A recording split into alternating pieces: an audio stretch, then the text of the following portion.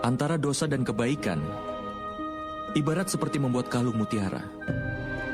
Bagaimana mutiara pertama dirangkai, lalu yang kedua merangkai yang ketiga dan seterusnya. Demikian pula adanya. Satu perbuatan baik berdampak ke yang lainnya. Dan satu dosa pun berdampak ke yang lainnya. Penyebab dari dosa adalah kesombongan seseorang. Seseorang dapat menghindari dirinya dari perbuatan dosa hanya saat dia melihat hukumannya. Tapi kadangkala dia dibutakan kesombongannya. Kebiasaan untuk berbuat zalim dan jahat akan membuatnya semakin sering melakukan itu. Tindakan membahayakan dan perbuatan tidak adil masih bisa ditoleransi. Itu juga termasuk kejahatan yang masih bisa diampuni dalam lingkungan masyarakat itu. Itu hukuman yang dapat langsung diputuskan oleh mereka. Masyarakat itu yang memutuskan hukumannya. Tetapi dalam tatanan masyarakat ini, hukuman atas sebuah kesalahan diputuskan oleh orang yang paling kuat.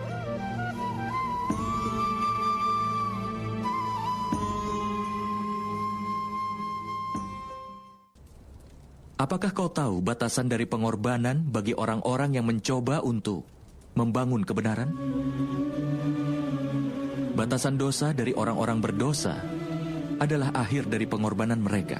Dengan kata lain, sampai orang-orang berdosa dan dosa-dosa mereka diampuni, pengorbanan harus dilakukan oleh orang-orang yang membela kebenaran.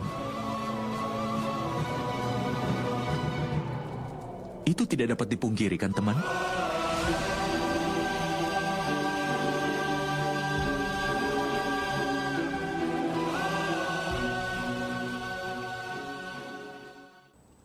Makhluk yang lahir sebagai manusia biasa tidak akan bisa melakukan keajaiban.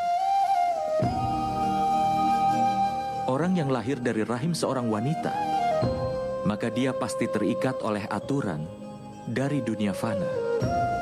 Kelahiran, usia, tua, penyakit, kematian tidak akan pernah bisa dia lepaskan.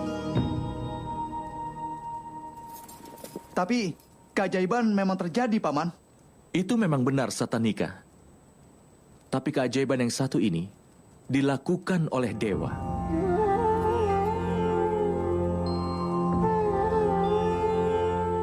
Ketika orang dengan segenap ketulusan jiwa dan raganya mau menghapus kejahatan dan membangun tatanan hidup yang baik dan benar, aib dan dosa dalam dirinya bisa diperangi. Maka dewa pun akan melakukan keajaiban untuk melindungi moral dan menetapkan kesejatiannya.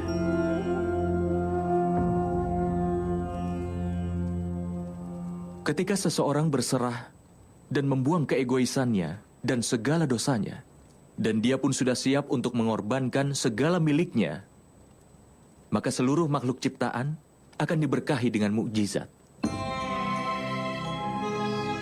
Dan pengorbanan yang seperti itu telah dilakukan ibuku Dewaki. Dan keajaiban pun terjadi di penjara itu, nak. Ini adalah keseimbangan penciptaan. Tapi dewa hanya melakukan mukjizat ketika ada manusia yang melawan hukum alam, namun kesejatian yang sebenarnya ada di dalam hati. Sehingga manusia jangan pernah menyerah untuk berjuang. Setiap kali seseorang berjuang untuk menghindari dosa, bahkan dalam bentuk perjuangan yang sekecil apapun, maka dewa akan melakukan mukjizat untuk melindunginya.